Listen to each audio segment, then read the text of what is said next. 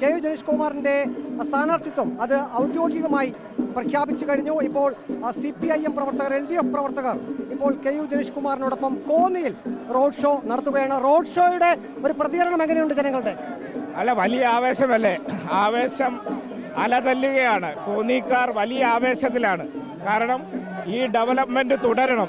കഴിഞ്ഞ 6.5 വർഷം കൊണ്ട് എന്താണ് നാടിന് വേണ്ടത്, നാടിന് ആവശ്യം എന്താണ്, അത് യാഥാർത്ഥ്യമാക്കിയെടുക്കാൻ വേണ്ടി കഴിഞ്ഞിട്ടുണ്ട്.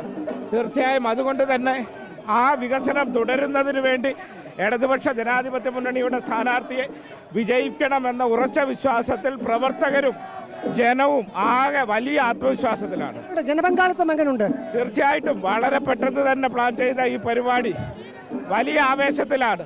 നാടൊന്നാകെ ഏറ്റെടുത്തിരിക്കുകയാണ്. കുട്ടികൾ ഉൾപ്പെടെയുള്ള ആളുകൾ പങ്കെടുക്കുകയാണ്.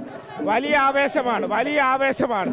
ഈ തെരഞ്ഞെടുപ്പിന്റെ വിജയം സുനിശ്ചിതമാണെന്ന് പ്രഖ്യാപിക്കുന്ന ഒരു റോഡ് ഷോയാണ് നടക്കുന്നത്. എതിരാളികളെ ആരെങ്കിലും ഭയക്കുന്നുണ്ടോ?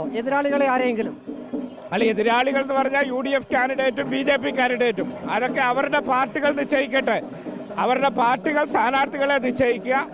എനിക്ക് കോന്നിയിലെ ജനങ്ങളെ 100% വിശ്വാസമാണ്. കഴിഞ്ഞ 6.5 വർഷം അവരുടെ സുഖത്തിലും ദുഃഖത്തിലുമെല്ലാം ഞാനുണ്ടായിരുന്നു.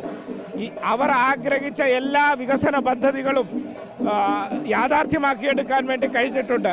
ആ വികസന പദ്ധതികൾ തുടരണം.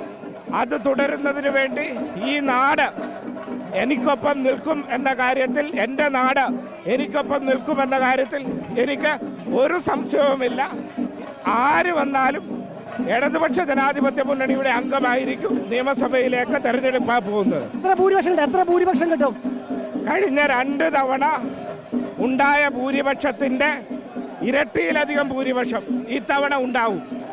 കഴിഞ്ഞ 2 തവണത്തേതിനേക്കാൾ ഇരട്ടിയിലധികം ഭൂരിപക്ഷം ഇക്കുറി നിയമസഭാ തെരഞ്ഞെടുപ്പിൽ കോന്നി നിയമസഭാ മണ്ഡലത്തിൽ നിന്നും തനിക്ക് ലഭിക്കുമെന്നാണ് ഇടതുമുന്നണി സ്ഥാനാർത്ഥി കെ യു ജനീഷ് കുമാർ വ്യക്തമാക്കിയിരിക്കുന്നത്. ഒപ്പം റോഡ് ഷോയിൽ പ്രചരണം ആരംഭിച്ച ആ നിമിഷം മുതൽ റോഡ് ഷോയിൽ 100 കണക്കിന് പ്രവർത്തകർ പങ്കെടുത്തതായും കെ യു ജനീഷ് കുമാർ പറയുന്നു.